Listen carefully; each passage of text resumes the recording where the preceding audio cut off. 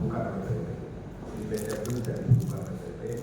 Ketika tidak mengelola cabang tidak dengan benar, mengelola cabang tidak benar itu bisa dibuka PPP. Salah satu contohnya BCM itu seluruh aset diambil alih PPP, omset asetnya diambil alih PPP, diterjunkan orang khusus yang menangani itu, salah satunya saya.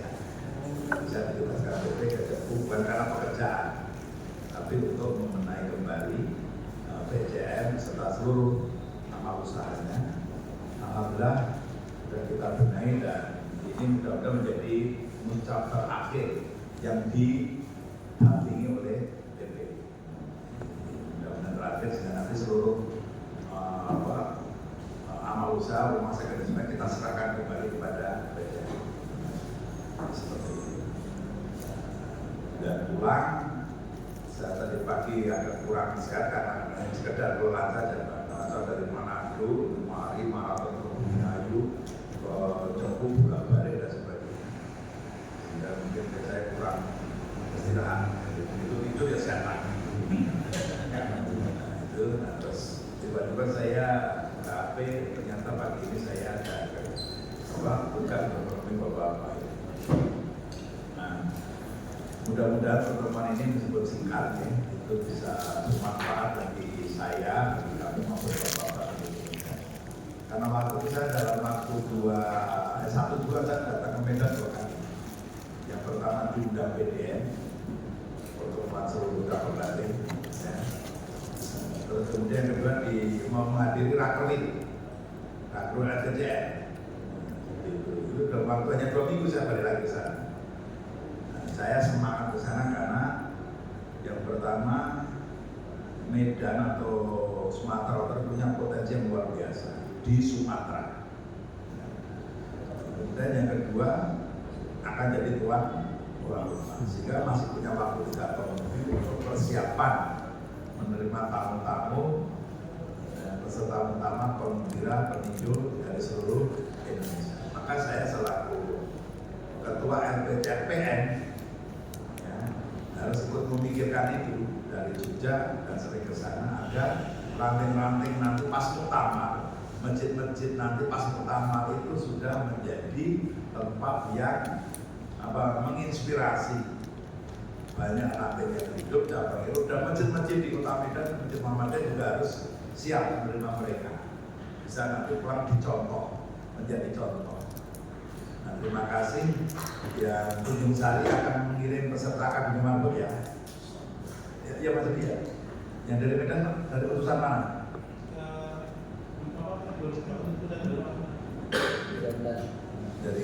Dari kalau enggak nanti kita telepon, kalau Tunjung Sari nggak siap, aku dadak. Saya tinggalkan hari ini saya telepon agar mengirim peserta Akademi Marbot. Kalau Tunjung Sari nggak siap, ya salah satu Pak. Ada Gelombang 1 sampai nanti seluruh Indonesia sudah ikut Akademi Marbot. Nah, ini salah satu cara kita agar nanti masjid-masjid di Medan itu termasuk Muhammadiyahnya sedikit sekali masjidnya. Termasuk PWM tidak punya masjid, PDM juga punya masjid. Di masjid di Medan itu rata-rata milik cabang dan milik ranting. Jadi belum punya masjid kebanggaan. Kalau misalnya Sumatera Barat punya masjid Al-Taqwa PBN kan gitu ya. Terus Lubuk Pakam itu ada, tapi itu juga miliknya PDM itu.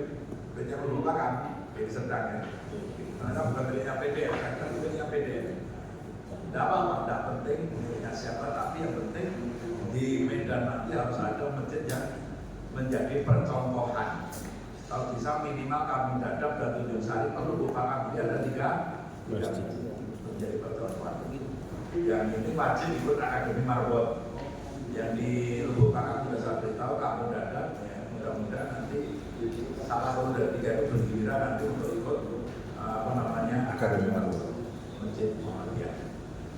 Ini harapan kita betul-betul nanti peserta utama itu bisa istilahnya kita tour de cabang, tour de cara. Seperti di Utama Solo, RPCN bersama dengan Barat mengadakan tour de cara. Terus sekali tambah tour de cara cabang nanti dan Masjid Muhammadiyah. Nah, untuk ke sana saya punya sebagian materi sudah saya sampaikan di pengajian Ramadan PP Muhammadiyah. Di kemarin pengajian Ramadan PP di Jogja juga di salah satu narasumbernya, dan ini sebagian dari materi. Ini sudah saya tanda materi. Terus juga ini materi dari pengajian Ramadan PWM Jawa Tengah. Waktu itu udah Ramadan lagi pengajian Ramadan ya PWM Jawa Tengah. Nah ini mudah-mudahan termasuk bagi bapak-bapak yang saya hormati. Sama saja diberikan cabang ranting masjid dan pesantren sebagai pusat pembinaan.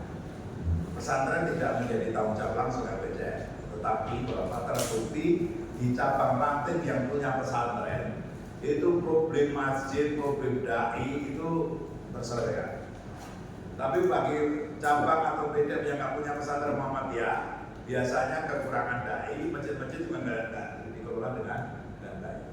Itu sekedar contoh pengalaman dari teman-teman. Maka pesantren itu dalam bayangan saya minimal setiap PDM punya satu, minimal. Bahkan di Gunung Kidul itu ada 7 PDM yang punya pesantren. Di Gunung Kidul. Gunung Kidul itu dulu termasuk Muhammadiyahnya yang termasuk ketinggalan, tapi sekarang mengalami perkembangan yang luar biasa. Dia punya 7 pesantren, kemudian punya park balik yang dikelola paling bagus di DIY itu Gunung Kidul, bukan kota Jogja, bukan Sleman, bukan Purwokerto, tapi Gunung Kidul. Nah, dia punya pendidikan kader balik S1 Gunung Kidul. Ya, itu yang memang mereka dikelola dengan baik, pesantrennya dikelola, otomatis akan melahirkan banyak kader, dan di pesantren lebih banyak ustaz yang siap diterjunkan untuk dakwah di cabang dan ranting serta komunitas-komunitas. Diperkuat dengan Forum Mubalik Gunung Kidul yang beranggotakan 51 Forum Mubalik tingkat PDM. Di cabang juga ada Forum Mubalik. Bahkan di ranting ada satu juga. Ini masjid ranting Pak. Masjid ranting terbesar di Jakarta. Nah, ini masjid ranting itu, ini baru saya potong seperempatnya aja itu. Jadi ini sebenarnya besar. Nah, bentuknya seperti itu, Pak. Arsitekturnya kemudian kayak di Turki gitu. Ini masjid ranting kayu putih. Merah kayu putih itu ranting terbaik se-Indonesia mewakili Jakarta. Dan itu satu-satunya ranting di Jakarta yang benar-benar hidup ya hanya itu. Yang lainnya ya biasa-biasa saja. Seperti ini. Lanjut. Nah, mari bermuhammadiyah dengan gembira. Jadi saya kemana-mana kampanye bermuhammadiyah itu dengan gembira. Ya berat tambah terus. Berat. Kemudian jangan seneng gelut. Terus Jawa. Bapak kita tadi aku dadap banyak orang Jawa, Tunjung Sari banyak orang Jawa juga. Ya, saya baru tahu. Termasuk di Lubuk Pakam itu kelompok pembangunan juga orang Jawa. Orang Jawa. Nah, jangan suka berkelahi. Ya. Ya, kejadian di Medan itu untuk terakhir kali jangan diulang lagi. Paham maksudnya? Ya. Bahasa saya umumkan. Dalam sejarah itu baru ada terpilih dipecat oleh PP ya. Jangan terulang lagi. Memalukan. Sumatera Utara. Sumatera Utara. Iya. Ibu kotanya mana? Padahal di Madinah itu. Madinah. Iya di Madinah gitu katanya. Jangan suka termasuk di Tunjung Sari. Semakin PCM maju, seharusnya semakin bersyukur, semakin semangat partai. Jangan semakin PCM-nya maju, semakin berpotensi untuk berkelahi. Seperti itu jangan sampai. Saya kecebur hampir 60 juta gara-gara PCM-nya tidak mengikuti aturan dan kaidah yang ada di persyaratan, dikelola seperti miliknya pribadi, menganggap dirinya yang paling berat, yang lainnya di sini. Semangatnya itu menyingkirkan, bukan semangatnya untuk menyatukan. Yang ketiga, mari banyak seni dan sumringah dalam Muhammad. Salah satu ciri orang Muhammad itu banyak seni. Sehingga orang mendapat contoh kalau mau berislam dengan gembira, bahagia, lihat orang Muhammad. Yang dibalik, kalau melihat orang Islam yang stres, lihat orang Muhammad. Jangan sampai. Ya. Lanjut. Nah, Faida itu orang yang termasuk orang yang sangat susah seni. Tapi begitu beliau jadi ketua PP, jadi public figure. Ketika sekretaris tidak public figure, tetapi betul ketua umum akan tampil di daerah. Terus banyak orang masih mengatakan beliau. Dan akhirnya sekarang Pak Haidar itu bisa mengubah dirinya menjadi banyak seni, melihat seninya beliau. Pak Abdul Madu lah terkenal Muhammad ya garis lucu kan ya. Pak Dalarai terkenal pribadi yang selalu tersenyum di forum apapun antara mereka. Terus ini teman-teman Mama LBCN, ada satu yang belum nikah yang belum lupa. Tarikan jodoh dosen Wandi. Yang paling ujung dokter yang lagi ngejar profesor meninggal hari Rabu ya Mas. Rabu dokter kita aktivis LBCN, dua aktivis IPM, dosen hampir profesor meninggal. Lanjut. Nah, Bapak, kenapa kita harus bergembira? Ternyata ketika Kiai Jaman datang belajar tanah suci 2 kali, ya, kan haji dulu 2 kali. Haji yang kedua itu salah satu referensi saya baca, literatur saya baca itu didanai oleh Sultan Hamengkubuwono VII. Salah satu yang diminta untuk dipelajari adalah kristologi. Jangan ternyata haji yang kedua itu belajar kristologi di satu belajar kitab-kitab. Haji pertama, haji kedua begitu pulang, beliau kemudian merumuskan maksud tujuan Muhammadiyah pada tahun 1914. Kalau yang 1912 kan bahasa Jawa, dan itu hanya di lingkungan Jogja sekitarnya. Tahun 1914, Belanda sudah mengizinkan Muhammadiyah disebarkan di seluruh Indonesia. Maka kemudian maksud dan tujuannya seperti ini, memajukan dan menggembirakan pengajaran dan pelajaran agama itu agama di Hindia Netherlands. Nah, jadi yang pertama, bayangkan dia belajar di tanah suci yang terkenal sebagai paham Hambali atau sekarang namanya Wahabi, terus sekarang kami Salafi Wahabi dan sebagainya itu. Begitu pulang, itu tidak menjiplak mentah-mentah, tetapi kemudian malah benar merumuskan tujuannya maju, memajukan dan menggembirakan. Karena memahami kalau Islam diamalkan dengan baik, hasilnya bukan karena air Arab Saudi, tapi Islam yang maju. Waktu itu kan Arab Saudi belum maju, maju kan setelah menemukan minyak dan sebagainya. Nah, beliau merumuskan pulang, memajukan dan menggembirakan. Beliau meyakini kalau Al-Quran, Sunnah, hadis itu dibaca, dipelajari, dipahamkan, diamalkan, maka hasilnya mesti 2. Memajukan, membuat hidup ini maju, berkemajuan, dan kemudian menghadirkan kegembiraan, kata lain dan kebahagiaan. Maka fit dunya hasanah, fil akhirati hasanah. Muhammadiyah sangat menekankan bagaimana hidup di dunia ini betul-betul menjadi tempat kita untuk mempraktekkan sebagai khalifah di muka bumi, kemudian membuat bumi ini lebih baik, maju, kemudian ini menjadi modal untuk sukses di akhirat. Maka Muhammadiyah itu bukan lebih baik mati daripada hidup. Hidup itu penting karena itu modal untuk mati. Yang dituntut Muhammad itu bukan berani mati, tapi berani hidup dengan nilai Islam. Salah satu ceramah yang pernah saya dengarkan itu. Ya, maka seperti ini, mari kita praktekkan Islam di Indonesia ini. Yang dulu adalah India dan Belanda. Yang kedua adalah memajukan dan memberikan kehidupan dan cara hidup sepanjang rumah agama Islam yang berdalil. Di Muhammadiyah itu bukan memperjuangkan Muhammadiyah. Yang pertama kan dakwah Islam itu dengan pendidikan dan sebagainya. Yang kedua adalah Islam itu juga dipraktikkan dalam kehidupan sehari-hari, dimulai dari diri sendiri, kemudian terbentuk keluarga, yang akhirnya terbentuk masyarakat Islam yang sebenar-benarnya. Muhammadiyah tidak peduli bentuk negaranya apa, bisa kerajaan, bisa republik, bisa republik, kerajaan atau bentuk yang lainnya, federasi dan sebagainya. Silakan. Islam itu bisa hidup di mana saja dalam bentuk negara apapun. Nah, maka fokus Muhammadiyah adalah mengislamkan atau membuat masyarakat Islam dalam bentuk negara apapun. Tapi Indonesia sudah sepakat bentuk negaranya adalah republik, negara kesatuan. Nah, seperti itu. Nah, ini Islam dipraktekkan dari ruang yang paling memungkinkan untuk kita untuk mempraktekkan. Dari sini sudah jelas bahwa yang diperjuangkan Muhammadiyah bukan organisasinya, tetapi Islamnya. Tapi untuk memperjuangkan itu kita belum berorganisasi, berharokah, berjamaah, berjamaah agar kita menjadi kekuatan keunggulan seperti itu. Lanjut Mas. Nah, Kiai Haji Yunus Anis, Brigadir Jenderal Angkatan Darat Yunus Anis, salah seorang ketua PP, itu kemudian memberikan gambaran kalau Islam itu dipraktekkan di sebuah ranting, itu akan tergambarkan seperti ini. Desa yang aman. Jadi kalau ada orang mengaji di situ, desanya pasti aman. Kemudian apa?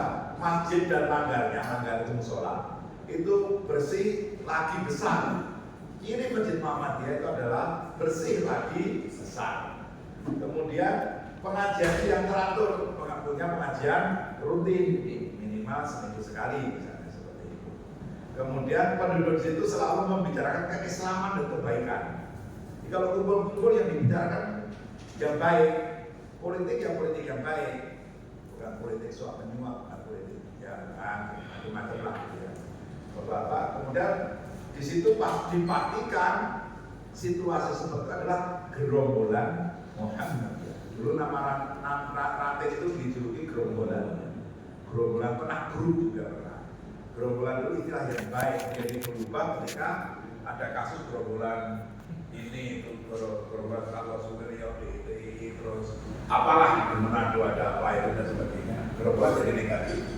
Ini ya, jadi di situ berarti ada ranting Muhammadiyah beserta seluruh amal usahanya, karya-karyanya yang bermanfaat bagi masyarakat.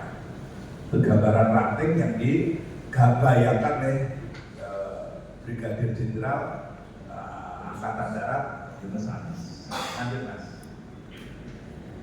Nah ini Pak, jadi ranting, cabang dan masjid itu sesuatu yang sangat penting dalam perspektif gerakan kita sebagai harokah. PP Muhammadiyah itu memang penting secara birokrasi organisasi wilayah juga penting. Tapi yang paling penting sesungguhnya sebagai gerakan dakwah, sebagai sebuah harokah, yang paling penting adalah cabang, ranting dan masjid.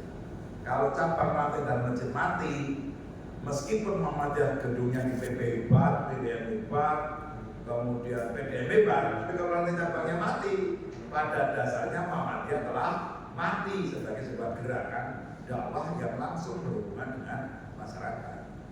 Ya, itu terbukti. PWM punya universitas, mahasiswanya puluhan ribu, tapi cabang rantingnya belum tentu seperti kampus ya. Nah saya, Bapak yang dulu kelimpung gitu, di dalam penentuan cabang ranting membuat saya sampaikan di depan Profesor Abu Asa selaku ketua PWM yang saya juga jadi rektor juga, bahwa di Sulawesi Selatan ini gitu, perguruan tingginya waktu itu belum dileburkan, itu 23 atau 26 perguruan tinggi PTN. Di Sulawesi Selatan itu PBM di luar Jawa yang paling banyak punya perguruan tinggi. Terus di merger sekarang ada 16 atau berapa. Kampusnya besar-besar untuk ukuran daerah, tapi cabang rantingnya hampir tidak ada yang hidup. Gitu. Maka Limbung itu kita paksa jadi tuan rumah agar jadi hidup. Seperti itu, sehingga itu menginspirasi cabang ranting di Sulawesi Selatan agar hidup. Alhamdulillah setelah itu Pak Rektor sekali ketua BPM mengeluarkan surat edaran bahwa para rektor, para dekan, kaprodi wajib jadi pengurus cabang dan ranting BPM dipaksa. Maka ada rektor di Rapang itu Pak, namanya sama persis dengan Profesor Dr. Jamaluddin Ahmad, itu ketua cabang rektor. Dan cabangnya akhirnya terpilih jadi cabang terbaik nomor 2 se-Indonesia setelah beliau aktif menggerakkan itu. Jadi rektor itu cabang apa? Biar dekan juga begitu. Nah, nanti saya berharap nanti di kampus-kampus Sumatera Selatan itu wajib di Sumatera Utara seperti itu. Ini sekedar contoh bahwa cabang ranting adalah penentu hidup matinya Muhammadiyah, wajahnya itu di masyarakat. Ini masjid At-Tajdid UMP, sudah Muhammadiyah Profesor. Masjidnya seperti ini. Ya. Kalau nanti Tunjung Sari bisa punya masjid seperti ini. Minimal umsul. Lanjut. Terus ini masjid PBM Jawa Tengah. Masjid At-Taqwa ini masjid pertama percontohan tingkat wilayah, masjid percontohan nasional pertama tingkat wilayah. Ini Jawa Tengah, Masjid At-Taqwa Jawa Tengah. Semarang. Ini di depan kampus Universitas Muhammadiyah Semarang. Saya dan Pak Anwar Abbas yang bersama ketua yang meresmikan masjid ini menjadi masjid percontohan nasional tingkat wilayah. Ini saya berharap nanti ke Sumatera Utara atau mana, jika setiap wilayah nanti punya masjid satu percontohan, disitulah nanti akademi Margot akan kemudian diadakan di wilayah-wilayah yang masjidnya sudah bisa jadi masjid percontohan. Ya, seperti itu. Ini masjid. Kita lanjut. Nah, cabang ranting dan Masjid Muhammadiyah adalah dari Muhammadiyah. Jadi cabang ranting dan masjid itu Muhammadiyah sesungguhnya di situ, bukan di kantor PP, bukan di kantor PBM. Tapi Muhammadiyah sesungguhnya adalah di karena yang dilayani dan kita berada itu ya di situ itu. Mau ketua PBM mau siapapun kan dia anggota ranting, anggota cabang yang belum punya ranting. Dan dia punya jamaah masjid di salah satu masjid Muhammadiyah. Pertanyaannya di antara kita ini, siapa yang aktif ke masjid? Kenapa masjid Muhammadiyah rata-rata sepi? Jamaahnya hanya 30 sampai 50 orang rata-rata. Saya tunjukkan bukti Pak, hasil penelitian, hasil survei. Ini bukan survei oleh lembaga-lembaga pemilu. Dan kita juga tidak menggunakan sejarah. Kalau masuk secara masuk si rekap. Ya, si rekap. Kena hantu. Jamaahnya hanya 30, akhirnya jadi 3.000 jamaah. Nah ini ranting Muhammadiyah adalah tujuh coba kita paham. Ruhnya ranting Muhammadiyah adalah atau ruhnya cabang Muhammadiyah karena tidak semua cabang punya ranting. Iya, banyak di Indonesia Timur itu rata-rata cabang punya ranting. Gitu. Iya. Tapi selalu di cabang asal. Ya, kalau itu diterangkan di Indonesia Timur nggak akan pernah ada Muhammadiyah bisa ngomong. Apa peraturan itu bisa berubah ketika ada kepentingan yang lebih tinggi. Dalam ilmu polisi namanya diskresi. Diskresi itu misalnya contoh, ini jalan ini kan sudah arahnya ke sana satu, tapi seorang polisi bisa melawan arus ketika ngejar penjahat. Ada kepentingan yang lebih tinggi, dia melanggar aturan, tapi untuk tegaknya aturan. Dan Muhammadiyah juga begitu. Ada aturannya ada?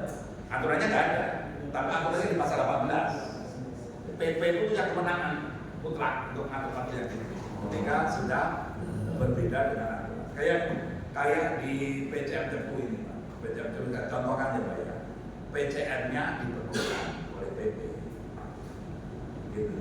Kalau peraturan detailnya nggak ada, tapi kewenangan pasal 18 membolehkan PP itu membuka kampus, bahkan PWM pun bisa dibuat oleh PP kalau bermasalah. Rumah sakit dibukukan oleh PP, diambil alih. Itu hebatnya Muhammadiyah. Ketika konflik di cabang di ranting, ngomongin ngeyel, PP bekukan saja. Kalau yayasan nggak bisa sampai mati itu Pak. Karena yayasan tidak ada atasannya Pak. Maka kita bukan yayasan, bukan ormas. Kita perkumpulan yang ada aturan mainnya, disinari oleh trader keislaman di situ. Jadi apa namanya? Di Indonesia Timur maka PBM membentuk PDM, PDM membentuk cabang, cabang membentuk ranting. Jadi ditugaskan cabang yang saya baru pulang membentuk Timur, assessment pembentukan PDM dan cabang. Betul nggak itu sudah di pulang Timur kemarin kalau tingkat PDM kita usahakan ada 3 cabang dulu. Ternyata mereka bisa memenuhi Pak. Kalau nggak bisa memenuhi tetap diresmikan PDM dengan catatan dalam misalnya dalam masa 1 tahun harus sudah berdiri 3 cabang. Nah, ya tidak saklek. Terus Muhammadiyah itu tidak saklek. Beda daerah, beda situasi. Seperti itu. Nah, jadi ruhnya Muhammadiyah adalah pengajian yang subur. Maka PCM Tanjung Sari atau Tanjung Sari harus punya pengajian rutin. Sudah gitu? Beda. Ada. Ranting-ranting juga punya pengajian. Ada. Dibuat dari Muhammadiyah. Hari pengajian tapi sebulan sekali atau 2 bulan sekali hari Muhammadiyah, seluruh ranting, seluruh masjid, seluruh amal usaha pegawai kumpul semua hari Muhammadiyah. Nah, kalau di sini yang hari Muhammadiyah terbesar adalah PCM Kalibening, PCM Sirangkok, itu hari pemakaiannya 5.000 sampai 6.000 orang. Ya, kalau di Sirampok ini, Sirampok itu Brebes, nah itu setiap bulan pertama, minggu pertama. Kalau di Kalibening setiap Ahad Pon, orang Jawa pakai Ahad Pon itu hari Muhammadiyah Pak. Itu karena 22 ranting berarti rata-rata ranting itu jadi tuan rumah 2 tahun sekali. Nah itu pesertanya 5.000 sampai 6.000 jamaah, kasih makan besar semua, kasih snack, acara sejak jam 7 atau setengah 8 sampai nanti dulu. Itu ada drum band, ada orang yang warga Muhammadiyah punya jualan yang datang bawa dagangannya, dia betul-betul bergembira dengan Muhammadiyah. Kalau hanya sekedar ngaji ya, ngaji tidak biasa. Itu ngaji sekaligus mengembirakan warganya. Bahkan di samping biru jodoh di situ. Cek kesehatan itu lengkap. Pengajian yang syukur itu Kalibening itu seperti itu. Dan tuan ranting yang jadi tuan rumah itu apa? Yang merantau di Jakarta, di Bandung, saya pernah di ranting Karanganyar. Saya kaget datang ke situ. Itu yang ketiga kali saya ngaji di Kalibening. Itu mobil Fortuner, Pajero, Altis, wah, Camry, mobil-mobil ya harganya 300 juta itu berterbangan di situ. Saya kaget, saya kira ada turis atau wisatawan di situ. Setelah tanya itu anak-anak muda Muhammadiyah Pak Jamal yang bisnis ikan hias di Jakarta, di Cirebon, di Bandung dan sebagainya. Anak-anak situ Pak, bisnis ikan hias punya. Dan itu menimbulkan kebanggaan. Jadi tuan rumah mereka pulang seperti lebaran. Luar biasa. Ya. Masjid yang makmur, maka Tunjung Sari mohon masjidnya betul-betul dikelola, kirimkan ke Akar Minimarkon agar masjid nanti bisa 24 jam buka, bla bla, kegiatannya banyak, duitnya juga banyak. Harapan kita begitu, jadi bisa memakmurkan jamaahnya. Pas muktamar masjid Tunjung Sari sudah visinya bagus, tata kelolanya bagus, dan masjid yang dikelola dengan baik bisa apa Pak? Pendapatannya kalau pakai istilah itu melebihi kita mengelola sekolah, oleh jadi malah melebihi mengelola rumah sakit. Ya. Itu ya kayak yang masjid Ajiat yang masih itu kan pendapatan infaknya saja 400 juta, 400 juta yang benar. Ajiat. Al-Falah sekarang tadi 350 sampai 600 setiap bulan. Itu setiap bulan mana ada sekolah masuk ke kalau masjid dikelola dengan itu kan kuat sembilan. Terus beramal dengan ikhlas dan gembira. Ya, kembali ke masjid dulu. Masjid Al-Falah Sragen itu Pak, majelis tabligh setiap bulan dapat jatah 1 infak sekali Pak.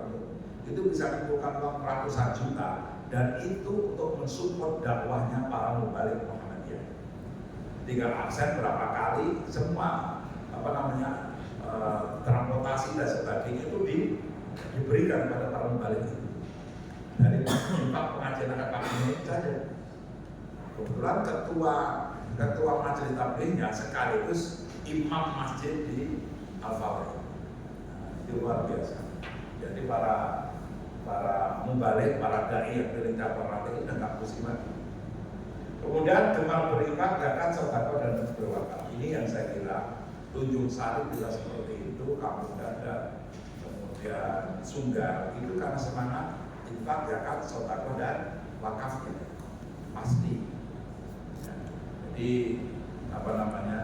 saya kemarin mengantarkan menjadi perantara tidak langsung beberapa tanah wakaf di Medan dan sekitarnya, termasuk yang di kota itu para meter itu dari senior saya seorang jenderal Angkatan Udara masih wakaf di PDM Kota Medan.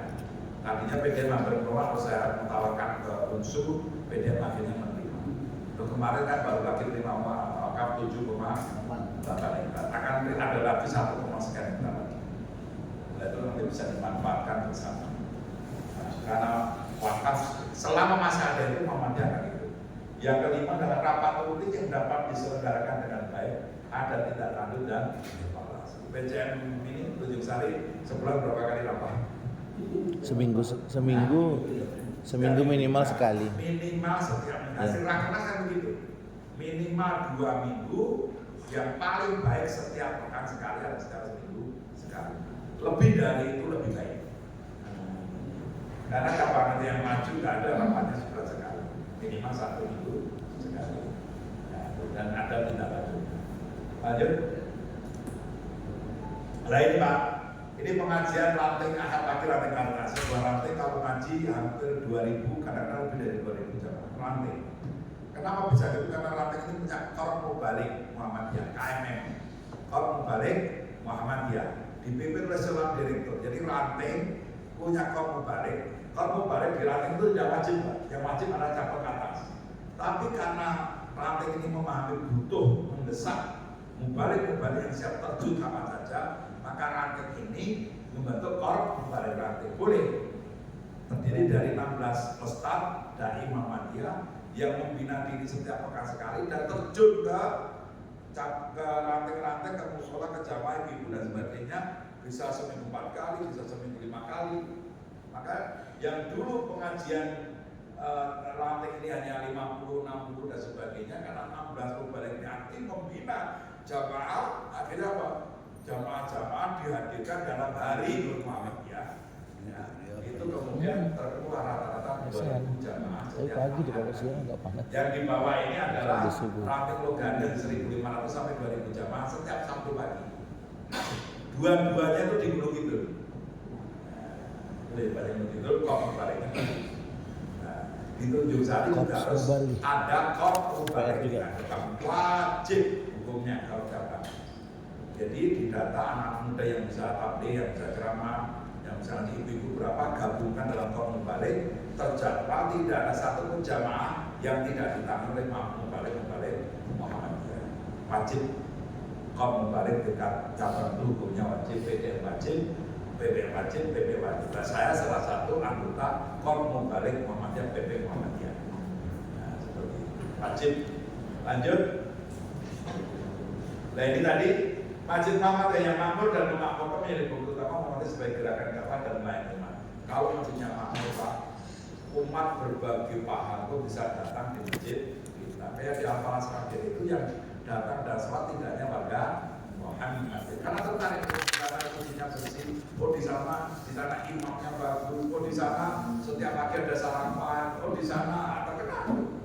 Disitulah kita benar menumbuhkan simpati orang-orang yang bukan Muhammadiyah kepada Muhammadiyah agar menjadi simpatisan Muhammadiyah, lama-lama menjadi anggota Muhammadiyah. Itu masjid yang ranting kayu putih. Ini masjid sekapuk, ranting yang anggotanya hanya 60 kakak, satu ranting 60 kakak, tapi mampu membangun masjid semua kayu dan mampu membangun rumah sakit Lipedi yang sekarang lagi berproses ke Lipedi. Ranting itu mengelola rumah sakit.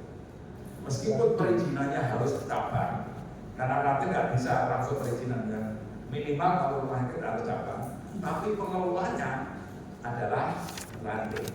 Nah, seperti itu tidak buat rumah sakit ranting, padahal hanya 60 pekan. Lanjut, ini cabang ranting yang unggul dan masjid yang makmur mengumpulkan dipastikan menjadi pusat pembinaan.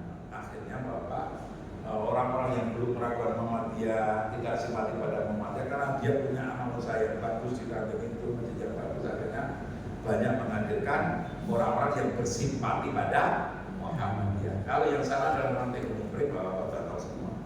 Yang barusan sebelum Ramadan memberikan 18 mobil kepada anggotanya. Sebuah ranting itu satu bisa memberikan mobil pada 18 anggotanya. Nanti siapa mereka? Sopir-sopir yang sudah berjuang antar jemput juga melayani perserikatan. Kalau mobilnya dalam waktu 10 tahun masih bagus, maka diberikan. Maka kemudian ketika saya ke sana bersama anggota BM menyerahkan 18 mobil terhadap 18 orang pengemudi yang sudah mengabdi di perserikatan Muhammadiyah. Ranting aja mampu, Pak. PCM belum tentu mampu, PDM belum mampu, PPA belum tentu, PP aja belum tentu mampu, Pak. Tapi ranting ini memberikan bukti kepada jamaah punya 18 mobil. Nah itu ranting gading, ini ranting itu ranting Gunung Pring, ini ranting gading. Kalau itu ranting terbaik pada tahun 2017, ini ranting terbaik pada tahun 2022 gading. Nah itu gedung rantingnya, gedung ranting itu seperti itu. Ranting Ranting Gading, Klaten 1,5 jam dari sini. Kalau rantingnya Gunung Pring 1 jam dari sini. Lebih dekat ke Gunung Pring aja mas. Nah ini cabang ranting, nah itu cabang sepanjang. Jawa Timur yang punya gedung kayak Bank Indonesia itu gedung SMA Sunda Lantai sama Muhammadiyah itu nanti cabang kalau nanti yang atas itu cabang Muhammadiyah sepanjang dia punya rumah sakit sekarang 12 lantai rumah sakit cabang punya rumah sakit 12 lantai dan akan jadi tipe A cabang punya rumah sakit tipe A rencananya akan jadi tipe A sekarang tipe B berproses untuk jadi tipe A punya keplet dan sebagainya. Nah itu tapi yang membuat tipe itu bukan masalah gedungnya itu tapi mengelola Muhammadiyah dengan manajemen yang baik. Yang pertama, yang kedua, seluruh rantingnya hidup dan maju. Salah satu rantingnya ranting pagi juara nasional nomor 1. Ranting pagi itu ranting di sepanjang yang juara nasional nomor 1 bersama cabangnya yang juga juara nasional nomor 1. Karena cabang ranting tahun 2018 di Gunung Pring. Itu sepanjang. Terus yang sana adalah Bapak tempat cabang ranting membuat pertama kali tahun 2017. Bapak itu juara 1 nasional 2017. Ini punya 2 rumah sakit, itu salah satu rumah sakit. Seluruh rantingnya hidup sekitar 21 ranting atau 25 apa. Terus punya amal usaha yang tempat lain tidak ada. Apa itu? Perumahan Muhammadiyah. Cabang itu punya perumahan Islam Presiden Muhammadiyah. Yang itulah tempat cabang ranting buat pertama kali di komplek perumahan cabang itu. Sehingga dengan perumahan yang dibuat oleh cabang itu, maupun masjid, guru-guru TK Abad, guru SD, SMA Muhammadiyah, itu bisa punya rumah. Karena skema pembiayaannya dibuat berbeda, ya, dan itu dibantu oleh cabang. Itu PJM Bapak punya komplek perumahan 5,6 hektar. Jadi rumah itu baru 156 yang laku, masih ada ratusan lagi yang dipasarkan. Itu Bapak. Terus yang bawah ini cabang terbaik tahun 2022 Gombong. Itu Gombong itu punya 3 rumah sakit, tidak hanya 2 seperti Bapak, tidak hanya 1 tapi ini punya 3 rumah sakit, tipe B, tipe C, tipe D. Ya, seperti itu. Dan yang ini akan dari tipe A, yang ini ada di tipe C, yang lainnya nanti tipe D. Itu sekarang sedang membangun rumah sakit yang tadinya ibu anak jadi rumah sakit umum Muhammadiyah Sumpio menjadi 6 lantai. Itu di depannya persis gereja, digandeng dengan gereja. Di situ Gombong itu Bapak menjadi hebat juara nasional juga bukan karena tidak ada rumah sakit. Gombong punya universitas Muhammadiyah juga, tapi dia juara bukan karena rumah sakitnya, bukan karena punya universitas cabang itu, tetapi dia jadi juara karena apa? Dia PCM Gombong ini mendirikan 5 cabang baru dan 15 ranting baru di luar dirinya. Jadi saya selalu mengajak cabang-cabang yang maju jangan jadi cabang yang egois. Karena apa? Muhammadiyah itu satu. Jangan merasa duitmu di cabang itu duitmu. Tapi duit ini harus digunakan untuk melahirkan cabang-cabang yang baru, ranting-ranting yang baru. Dan Gombong mendirikan 5 cabang baru dengan duit di cabang itu. Membelikan tanah, membangun panti, SD, setelah jadi semuanya diserahkan pada cabang yang baru. Itu yang membuat Gombong jadi juara nasional, bukan rumah sakit. Di Medan pun begitu kalau kamu udah dapat Tanjung Sari nanti maju, harus malu kalau di sampingnya cabang lainnya tidak maju. Itu bukan duitmu. Duit Muhammadiyah maka bisa digunakan untuk menghidupkan cabang di sebelah atau ranting di sebelah. Sunggal juga demikian, Sunggal juga jangan egois jadi cabang yang maju sendiri. Maka Sunggal harus bisa menghidupkan cabang-cabang di sebelahnya, karena itu bukan duit kita. Itu duit umat, duit Perserikatan Muhammadiyah. Jadi kalau saya sedih kalau ada jabaran di rebutan amal usaha setelah pemekaran, itu bukan milikku. Tapi dulu yang bangun orang tua kami itu orang tua panjenengan. Tapi itu tetap miliknya Perserikatan Muhammadiyah. Ini Gombong contoh yang bagus. Cilengsi juga contoh yang bagus karena dia sudah melahirkan 3 cabang baru. Sekian ranking baru. Cilengsi mendirikan cabang Gunung Putri, tempatnya Pak SBY. Itu dengan membeli tanah, membuat SMP Muhammadiyah 100% dulu tanahnya, gedungnya yang bangun adalah yang bayarnya dari Cilengsi. Setelah maju diserahkan kepada PCM Gunung Putri. Itu PCM Cilengsi. Maka PCM yang suka menolong itu semakin maju. Lanjut. Nah, ini salah satu PCM di Lamongan, panti asuhan dikembangkan menjadi pesantren. Jadi pesantren panti asuhan. Yang ketika pesantren hanya sekitar, ketika panti asuhan hanya sekitar 60-70 jamaah santrinya atau penghuni pesantren, penghuni panti. Begitu dikembangkan jadi pesantren, sekarang sudah 700 lebih santri. Ternyata panti asuhan bisa dikembangkan jadi pesantren. 700 lebih santrinya. Alhamdulillah Pekalongan, Lamongan. Lanjut. Pesantren Muhammadiyah menjadi tempat perkaderan Muhammadiyah paling strategis bagi masa depan Muhammadiyah. Sekali tempat paling penting untuk pengembangan cabang Muhammadiyah dan mewujudkan masjid Muhammadiyah yang makmur. Maksudnya gitu kan? Kita sudah punya Universitas Muhammadiyah Unsur. Berapa persen dari alumni yang mau aktif di Muhammadiyah kan gitu? UMI juga demikian. Jakarta juga begitu. Ternyata kecil sekali alumni Muhammadiyah mau aktif di Muhammadiyah. Karena memang mayoritas mereka itu bukan Muhammadiyah sebelumnya, gitu. Tapi pesantren Muhammadiyah hampir pasti alumninya itu mau aktif. Karena hampir semua santri pesantren Muhammadiyah itu mayoritas adalah anak-anak kader Muhammad. Sehingga untuk didorong ke sana itu penting. Yang pertama ustadznya wajib dalam sekitar pesantren. Yang kedua alumninya insya Allah peluang untuk jadi kader lebih tinggi, meskipun tidak bisa juga 100%. Nah seperti itu. Maka kalau setiap PDM bisa punya, atau setiap PCM punya, seperti di Wonosari ada Gedang Sari itu ranting paling ujung sana nomor 1 itu termasuk PCM paling miskin dulunya. Tapi sejak punya pesantren ini Pak, lahir SD Muhammadiyah. Sejak punya pesantren, kemudian daerah yang tadinya miskin cari air nggak bisa, ada pesantren itu airnya sekarang udah sekali di tumbuh-tumbuhan yang buah-buahan yang susah berbuah. Sejak ada pesantren itu berbuah. Ini lahir dari seorang anak muda, Ustaz Suryanto, seorang PNS yang divonis jantung nggak bisa disembuhkan. Itu tinggal hiburan ini menunggu kematian.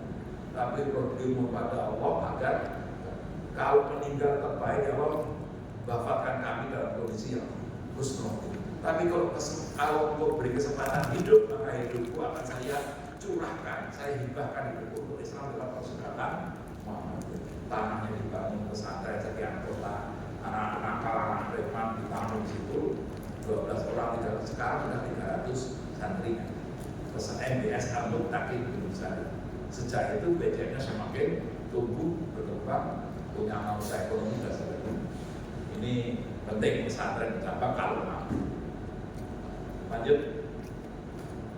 Nah, energi yang akan menjadikan Muhammadiyah tetap tumbuh dan berkembang, PCM Tunjung Sari dan PCM manapun akan tumbuh berkembang kalau para pimpinan persekanya tetap teguh menjaga ideologi dan paham agamanya serta mampu menjadi teladan.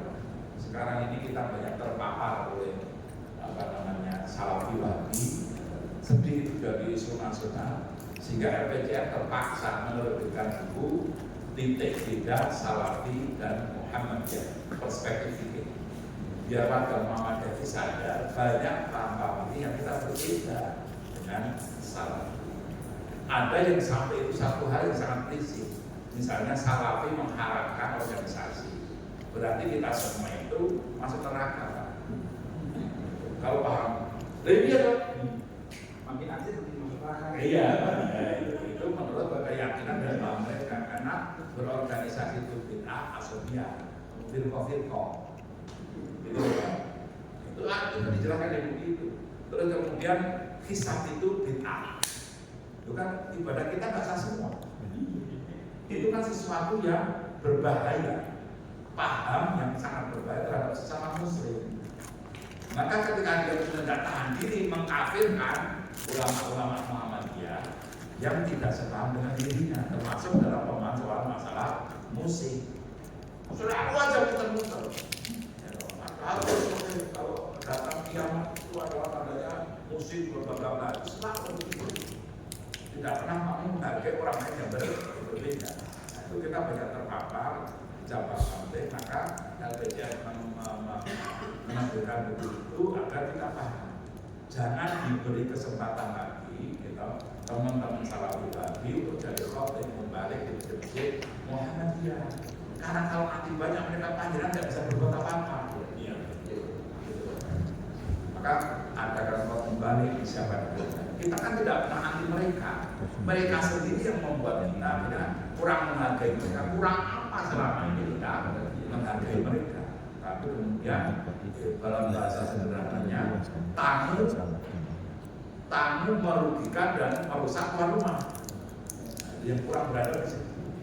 Jadi saya sering membuat hujah Anda indah, tapi akhlakmu tidak seindah hujah. Ya, kemudian sekarang mereka agak tersinggung. Bahkan terakhir saya kemarin bukan memprovokasi ya, membuat perencanaan FGD di LPDN, saya tulis di situ. Ini untuk melihat sikap orang Muhammadiyah sendiri bagaimana. Mohon pimpinan simpatisan agama dia memberi masukan ke saya kalimat yang terbaik. Belajar dari kasus di Banjarmasin, saya pas kesana kaget. Masjid-masjid Muhammadiyah ditempeli tulisan Salafi dilarang masuk masjid Muhammadiyah. Ternyata tadi saya marahin Muhammadiyah di sana. Setelah tahu kasusnya saya memaklumi. Termasuk saya memancing tanda kutip. LPDM sedang ber-FGD akan membuat surat edaran kepada masjid musola seluruh Indonesia. Ini nggak dibaca. Teman-teman Salafi tidak menghargai lagi pengurusnya. Jadi kalau yang Salafi biasa kan nggak akan kita ganggu. Tapi kita sudah nggak menghormati, nggak menghargai dan sebagainya.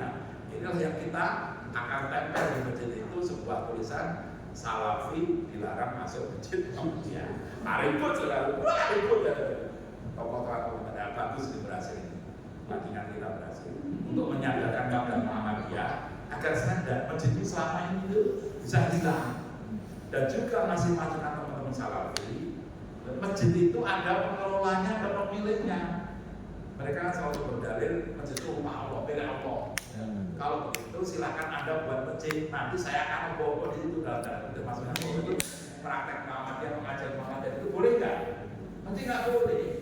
Inilah namanya ukhuwah. Mari Anda menghargai kami berarti menghargai Anda. Jangan kami kan berdakwah, kami berdakwah. Bahas itu jadi banyak Pak. Karena ada paham agamanya itu loh. Kalau pengurus Muhammadiyah sendiri sudah cenderung pro mereka, mesti kacau di masjid. Mesti terjadi konflik. Kita lagi mau menyelesaikan PRN Beratang, PCM Angkut Surabaya yang lagi ribut masalah itu. Tidak mengakui rantingnya musrah dan sebagainya. Yang kedua, ada pribadi yang jadi inisiator dan pelopor dalam agama Islam, amal ma'ruf nahi munkar dan tajdid di setiap ranting cabang masjid. Tunjung Sari ini akan tetap berkembang kalau ada orang-orang yang mengikhlaskan dirinya jadi inisiator, jadi relawan, memberi contoh dan menjadi contoh. Memberi contoh itu mudah, tapi menjadi contoh itu sulit. Minimal kita memberi contoh agar bisa menjadi contoh teladan. Kemudian masih banyak anggota dan simpatisan yang gemar berinfak, bersedekah, berzakat dan sebagainya. Selama ini ada PCM Tanjung Sari mau membangun apa saja, dikumpulkan harus infak, wakaf tunai 2 miliar itu cepat sekali. Saya baru datang di ranting Sawu Jajar, PCM Panasari, PD Brebes, hanya dalam waktu 30 menit bisa terkumpul uang 1,5 miliar. Ranting Muhammadiyah, ada videonya viral. Jadi saya ceramah halal bihalal sekaligus penggalangan dana pembangunan Masjid Al Azhar Muhammadiyah ranting. Jadi begitu saya buka itu masalah saya pengadilan buka itu langsung ada ketua rantingnya angkatan. Berapa Pak ketua ranting? 100 juta sampai pingsan itu. Selama saya keliling Indonesia ada seorang ketua ranting berinfak untuk kongres 100 juta. Baru yang kedua katakan nanti Pak, berapa Pak? 50 juta. Yang 50 juta itu ada 8 orang. Paling sedikit 2 juta. Itu tempo waktunya boleh pilih 5 bulan, 8 bulan sampai paling lama 1 tahun. Bayarnya itu infaknya. Itu tunjuk apa? Saldo jajar di PCM Wanasari. Ternyata Pak Ketua Namreknya itu punya usaha bandeng, apa bandeng. Yang 8 orang 50 juta itu apa pekerjaannya? Nahkoda kapal penangkap ikan. Jadi mereka ini anak-anak muda Muhammadiyah luar biasa.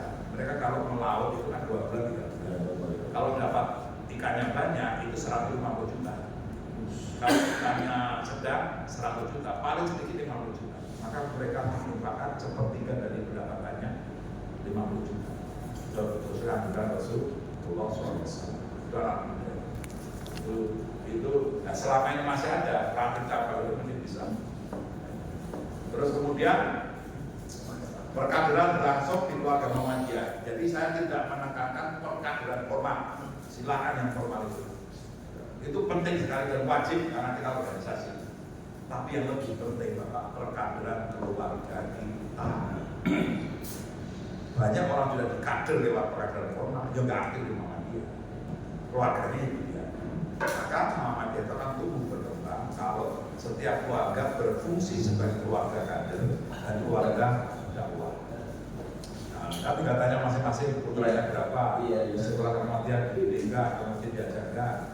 Itu saja Pak. Saya ngomong dan saya berusaha untuk membuktikan. Seperti itu. Jadi kalau orang Muhammadiyah anaknya saja nanti dibiarkan dari kader di Muhammadiyah, ya nanti bapaknya meninggal, Muhammadiyah selesai.